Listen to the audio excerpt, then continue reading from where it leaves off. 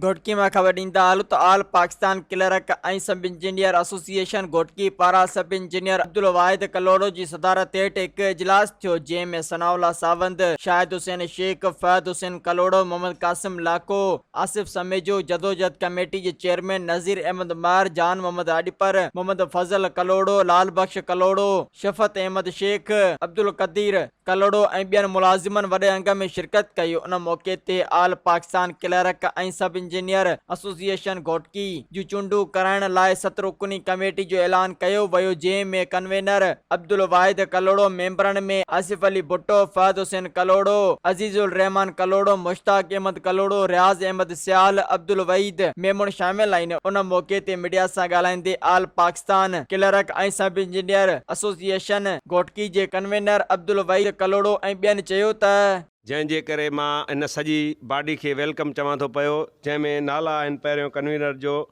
अब्दुल वाहिद कलोड़ो, आउं ख़ुदि, ऐं ॿियो आसिफ भुट्टो, टियों आहे अज़ीज़ुर रहमान कलवड़, मुश्ताक अहमद कलोड़ो, सनाउल्लाह सावंत साहब, रियाज़ अहमद सियाल साहब, अब्दुल वहीद मेमण साहब। हीअ सॼी जेका कमेटी आहे इहा इन जे लाइ चूंडी वई आहे त असां पंहिंजो जेको हक़ आहे ऐं असांजा पंहिंजा जेके जाइज़ मुतालबा आहिनि आफ़ीसरनि साहिबान खां, उहे असां पंहिंजा हक़ वठंदासीं। इन में का बि कंहिं बि तंज़ीम जे ख़िलाफ़ु या कंहिंजे असां अपोज़िट में इहा शइ न आहे।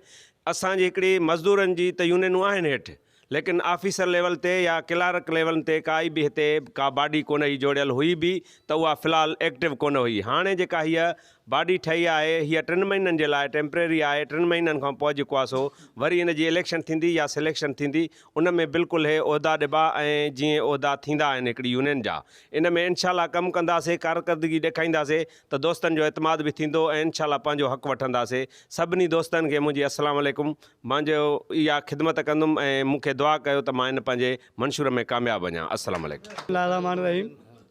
दोस्तो, जीअं असां कन्वीनर साहब चूंडिजी आयो अब्दुल्ला साहब, ऐं असांजे घणनि वक़्त खां असांजी आपका जी जेका हुई बॉडी एरा वटि बोर्ड घोटकी जी तमामु सुतल हुई। असां उनखे नए से जॻायूं था। इंशाअल्लाह ताला असां पूरी कोशिशि कंदासीं। असां नंढे कोठी वॾे मुलाज़िमनि जंहिंजो बि जाइज़ हक़ हूंदो उन वठी ॾियण लाइ असां पूरी कोशिशि कंदासीं।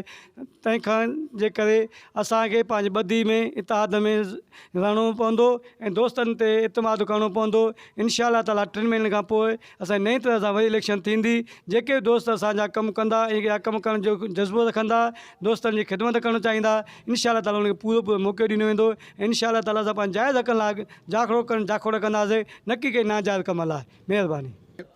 जीअं त इहा असां जेका वेही करे हिकिड़ी जेका बॉडी ठाहियूं था या जेको असां यूनियन जो हिकिड़ो मेन मक़सदु आहे असांजो इहो आहे त जेके जाइज़ मुतालबात आहिनि असांजे क्लर्कनि दोस्तनि जा या सब इंजीनियरनि जा या ड्राइंग ब्रांच जेके बि आहिनि, इंशाअल्लाह ताला असांजी इहा ई कोशिशि रहंदी असां पंहिंजा जाइज़ मुतालबा मंज़ूर करायूं।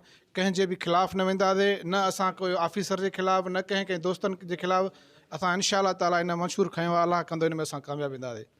नज़ीर अहमद मर, labour union area water board Ghotki जो जदोजहद कमेटी जो चेयरमैन। जीअं त अॼु अलहमदुलिल्लाह असां मज़दूरनि जी त यूनियन आहिनि, पर अॼु हे दोस्त सब इंजीनियर ऐं DB ब्रांच जा क्लर्क ॿाहिरि जेके अॼु पंहिंजे इब्का जनरल सेक्रेटरी मोहम्मद अशरफ बोज़ई साहब ते एतमाद रखी करे हिन पंहिंजी हिकिड़ी जॉइंट हिकिड़ो इतिहाद ठातो आहे। इन्हनि में असां हिननि खे ख़ुशि आहिनि चऊं था। Soomro wallpapers and PVC panel shop, 3D wallpapers की वसी रेंज जो आपके घर को बनाए आपके ख्वाबों की तरह खूबसूरत।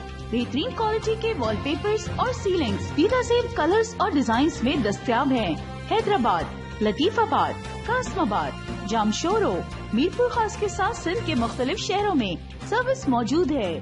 हर किस्म के 3D वॉलपेपर्स और सीलिंग्स लगवाने के लिए अभी राब्ता करें।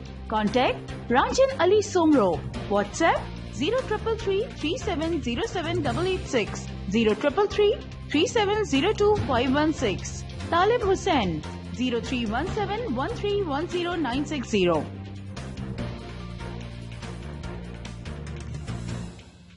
मज़ीद ख़बरनि ऐं तफ़सीलात लाइ विज़िट कयो असांजी वेबसाइट www.awamiNewsHD.com ऐं ॾिसंदा रहो अवामी न्यूज़ HD।